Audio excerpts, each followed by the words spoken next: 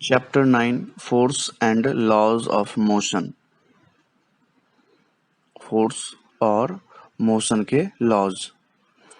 In the previous chapter में we described the motion of an object along a straight line in terms of its position, velocity and acceleration.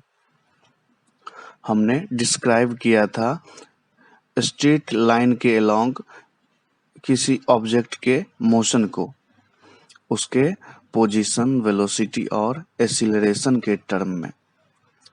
Position क्या होता है? किसी reference point के along अगर उसके location में change होता है तो उसको पोजीशन बोलते थे. अगर टाइम के रिस्पेक्ट में उसका पोजीशन चेंज होता है तो उसको वेलोसिटी बोलते थे. Rate of change of position with respect to time velocity होता था और एक्सेलरेशन होता था rate of change of velocity with respect to time, उसको एक्सेलरेशन बोलते थे. We saw that such a motion can be uniform और नॉन यूनिफॉर्म. हमने यह भी देखा था कि यह मोशन यूनिफॉर्म भी हो सकता है और नॉन यूनिफॉर्म भी हो सकता है. यूनिफॉर्म कब बोलेंगे? जब इक्वल टाइम इंटरवल में इक्वल डिस्टेंस ट्रैवल हो तो उसको यूनिफॉर्म बोलते थे, और इक्वल टाइम इंटरवल में अनइक्वल डिस्टेंस कवर्ड हो तो उसको नॉन यूनिफॉर्म मोशन बोलते थे. We have not yet discovered which causes the motion. लेकिन अब तक हमने ये नहीं पता किया था कि मोशन की वजह क्या थी. What causes the motion? Motion किस वजह से होती है? Why does the speed of an object change with time? Time के साथ किसी ऑब्जेक्ट का स्पीड क्यों बदलता है? Do all motion require a cause? क्या हर मोशन के लिए एक कॉज की रिक्वायरमेंट है? इफ सो, अगर ऐसा है, what is the nature of this cause? तो इस कॉज का नेचर कैसा होता है? In this chapter we shall make an attempt to quench all such curiosities. इस चैप्टर में हम इस सारे जिज्ञासा को शांत करने का प्रयास करेंगे. क्यूरियोसिटी मतलब होता है जिज्ञासा और क्वेंच मतलब शांत करना. फॉर मेनी सेंचुरीज, कई साल पहले, कई सदी पहले, the problem of motion and it's cause has puzzled scientist and philosopher. कई साल पहले मोशन और इसके कारण, गति और इसके कारण ने साइंटिस्ट और फिलोसफर को उलझा रखा था. पजल्ड मतलब उलझाना. A ball on the ground, when give a small hit, does not move forever. Ground पर रखी एक बॉल जब उसे एक हल्का धक्का दिया जाता है, स्मॉल हिट किया जाता है, डज नॉट मूव फॉरएवर, हमेशा के लिए मूव नहीं करता है. Such observations suggest that rest is the natural state of an object.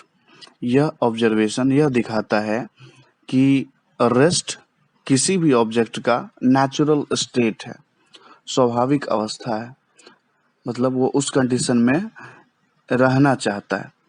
This remains the belief until Galilei and Isaac Newton developed an entirely different approach to understand motion. यह belief, यह मान्यता तब तक बना रहा जब तक गैलीलियो और आइजक न्यूटन एक कंप्लीटली डिफरेंट अप्रोच डेवलप किया मोशन को समझने के लिए. जब मोशन को समझने के लिए गैलीलियो और आइजक न्यूटन एक अलग तरह के अप्रोच को डेवलप किया, तब तक यही मान्यता थी कि ऑब्जेक्ट का रेस्ट जो है वो उसका नेचुरल स्टेट है.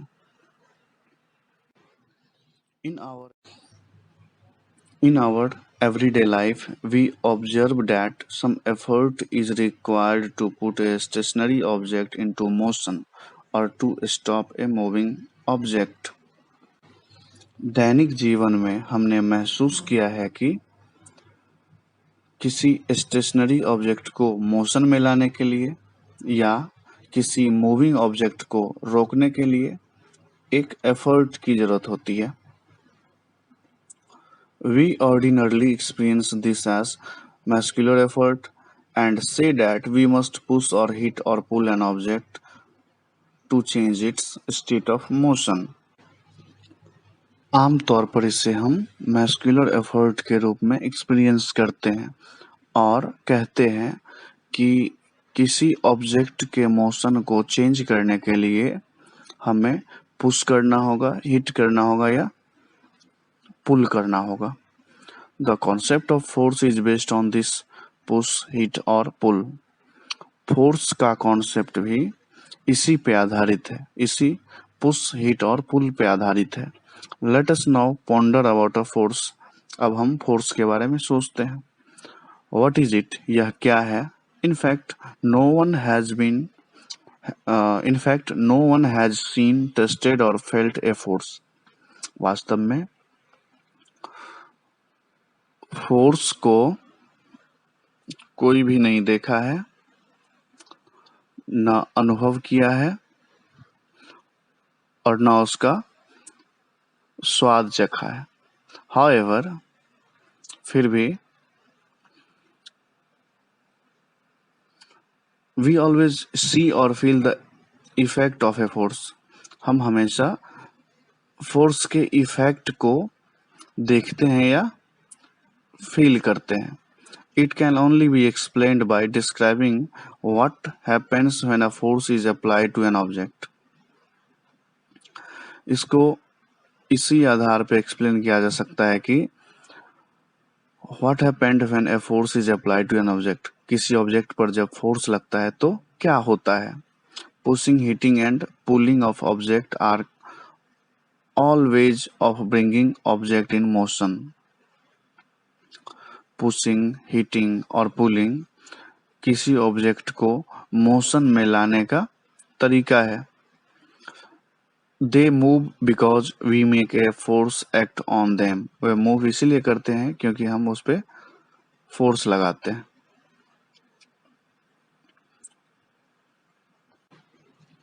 From your studies in earlier classes, तुम्हारे पहले क्लास के स्टडी के आधार पर you are also familiar with the fact that a force can be used to change the magnitude of velocity of an object. You also familiar with the fact, इस fact से तुम familiar हो, that a force can be used to change the magnitude of velocity of an object. Force use किया जाता है किसी object के velocity के मैग्नीट्यूड को चेंज करने के लिए। वेलोसिटी का मैग्नीट्यूड क्या होता है? कोई ऑब्जेक्ट कितना स्लो है, कितना फास्ट है, ये उसके वेलोसिटी का मैग्नीट्यूड बताता है। और to change its direction of motion, या किसी ऑब्जेक्ट के मोशन के डायरेक्शन को बदलने के लिए फोर्स की जरूरत होती है। We also know that a force can change the shape and size of object. हम ये भी जानते हैं कि फोर्स किसी ऑब्जेक्ट का शेप और साइज भी चेंज कर सकता है। जैसे हम इस स्प्रिंग को देख सकते हैं, इस पे फोर्स लगाएंगे तो ये इलोंगेट हो जाता है, ये बड़ा हो जाता है, इसका साइज चेंज हो जाता है। किसी बॉल को प्रेस करते हैं तो उसका शेप चेंज हो जाता है।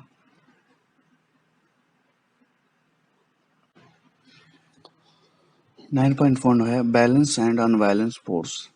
फोर्स दो टाइप का होता है, बैलेंस और unbalance force. Figure 9.3 shows a wooden block on a horizontal table.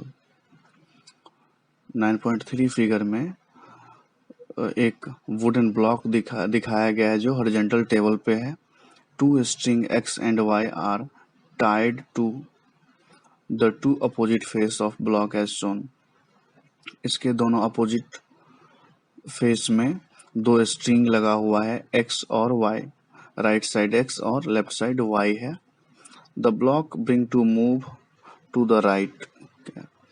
If we apply a force by pulling the string X, the block bring to move to the right. अगर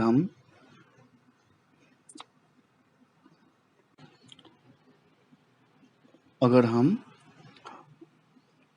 X string को pull करते हैं, force लगाते हैं, the block begins to move to the right, तो block right direction में move होगी। Similarly if we pull the string Y, अगर हम Y स्ट्रिंग को पुल करते हैं, the block moves to left, block left की तरफ मूव होगा। But if the block is pulled from both the side, अगर ब्लॉक को हम दोनों साइड से खींचेंगे विथ इक्वल फोर्स लगा के, the block will not move, तो ब्लॉक मूव नहीं करेगा। Such forces are called balanced force and do not change the state of rest or the motion of an object. यह balance force किसी object के state को change नहीं करता है। कोई ऑब्जेक्ट अगर रेस्ट में है तो रेस्ट में ही रहेगी और मोशन में है तो मोशन में ही रहेगी। ये बैलेंस फोर्स किसी भी ऑब्जेक्ट के स्टेट को चेंज नहीं करता है। Now let us consider a situation when in which two opposite force of different magnitude pull the block. अब हम ऐसे सिचुएशन के बारे में बात करेंगे जिसमें दो अपोजिट फोर्स जिसका मैग्नीट्यूड अलग अलग होगा और ब्लॉक पे लगाएंगे। In this case the block would begin to move in the direction of the greater force. इस कंडीशन में, इस केस में ब्लॉक उधर मूव होगा जिधर फोर्स का मैग्नीट्यूड ज्यादा होगा।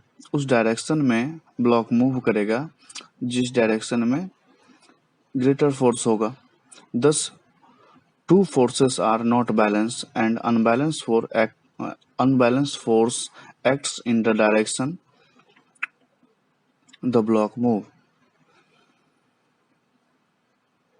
इस केस में the two force are not balanced, दोनों फोर्स बैलेंस नहीं है, and the unbalanced force act in the direction, और unbalanced force उस डायरेक्शन में लगेगा जिस डायरेक्शन में ब्लॉक मूव हो रहा है। This suggests that an unbalanced force acting on an object bring it in motion. यह दर्शाता है कि अनबैलेंस फोर्स जब किसी ऑब्जेक्ट पे लगता है तो वह इसे मोशन में लाता है। तो इस पैराग्राफ में मुझे क्या ध्यान देना था कि जब किसी टेबल पे कोई ब्लॉक रखा है, उसमें एक फेस पे एक्स है, दूसरे फेस पे वाई स्ट्रिंग लगा हुआ है। अगर एक्स डायरेक्शन में उसको हम पुल करते हैं तो राइट साइड मूव होगा, अगर वाई स्ट्रिंग को खींचते हैं तो लेफ्ट साइड मूव होगा। अगर दोनों तरफ सेम फोर्स से खींचते हैं तो इस केस में फोर्स बैलेंस है और ब्लॉक में कोई मूवमेंट नहीं होगा। अगर हम एक तरफ ज्यादा फोर्स दूसरी तरफ कम फोर्स से खींचते हैं तो अनबैलेंस फोर्स लगता है ब्लॉक पे, और जिस डायरेक्शन में मूव करता है ब्लॉक उस डायरेक्शन में अनबैलेंस फोर्स लगता है। इससे ये पता चलता है कि अनबैलेंस फोर्स की जरूरत होती है किसी ऑब्जेक्ट को मोशन में लाने के लिए।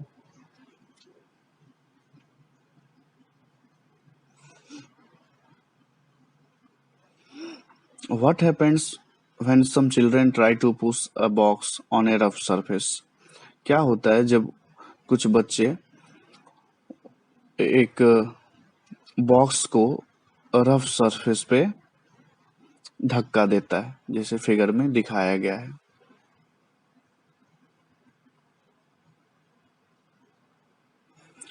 Box with a small force, the box does not move because of friction acting in direction opposite to the push.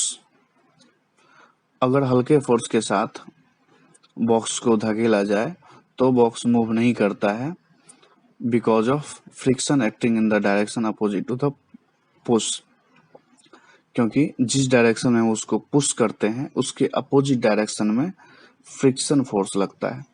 This friction force arises between two surface in contact. यह friction force दो surface के contact के बीच में लगता है।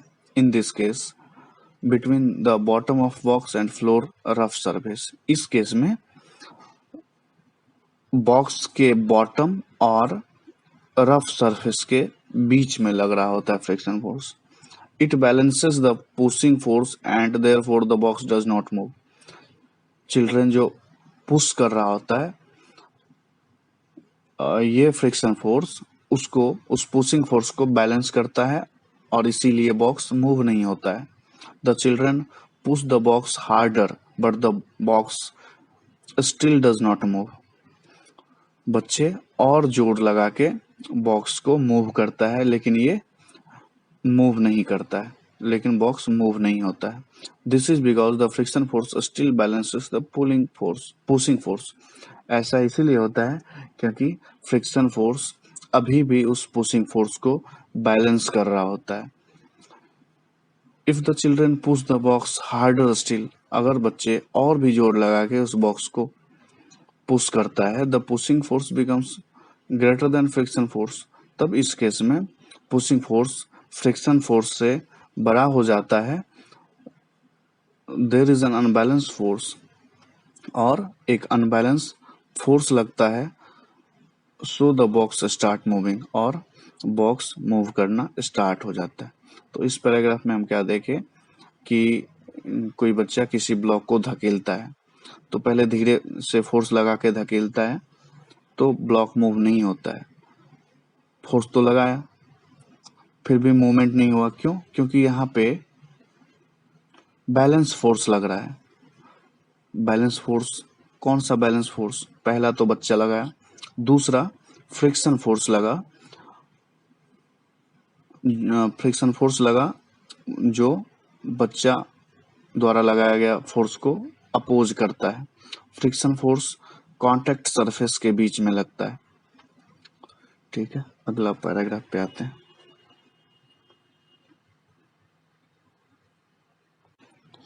What happens when we ride a bicycle? क्या होता है जब हम साइकिल चलाते हैं? When we stop paddling, जब हम पैडल चलाना बंद कर देते हैं, the bicycle begin to slow down. Bicycle धीरे धीरे स्लो हो जाती है। This is again because of the friction forces acting opposite to the direction of motion. ऐसा फिर से इसीलिए होता है कि फ्रिक्शन फोर्स मोशन के अपोजिट डायरेक्शन में लगता है। In order to keep the bicycle moving we have to start pedalling again. Bicycle को साइकिल को मोशन में रखने के लिए हमें फिर से पैडल लगाने की जरूरत होती है। It thus appears that an object maintains its motion under the continuous application of an unbalanced force.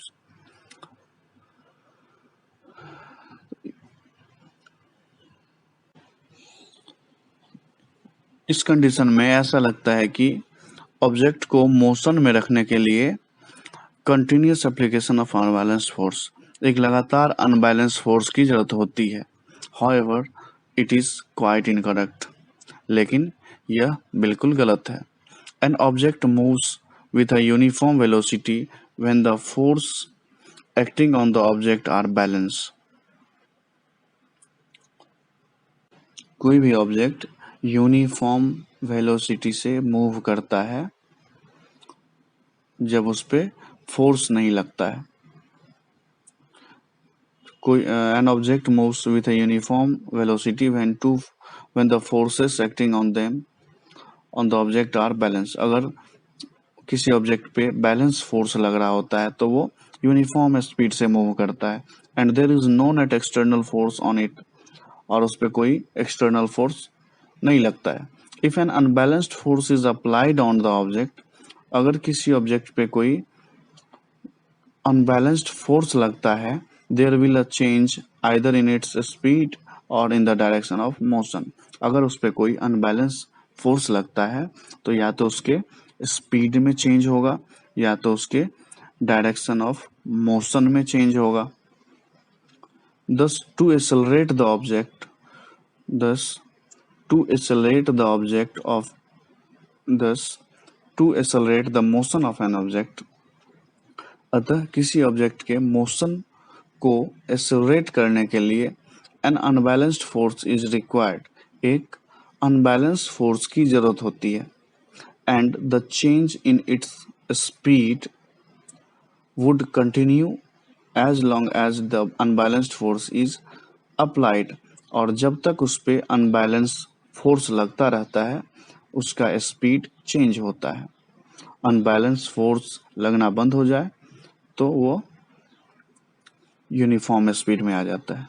However if this force is removed completely, अगर इस अनबैलेंस फोर्स को कम्प्लीटली हटा लें तो object would continue to move with the velocity is has acquired till then, तो वह जो velocity acquired किया है, जो उसका अभी का वेलोसिटी है, उस स्पीड से वो मूव करता रहेगा, उसका मोशन चेंज नहीं होगा।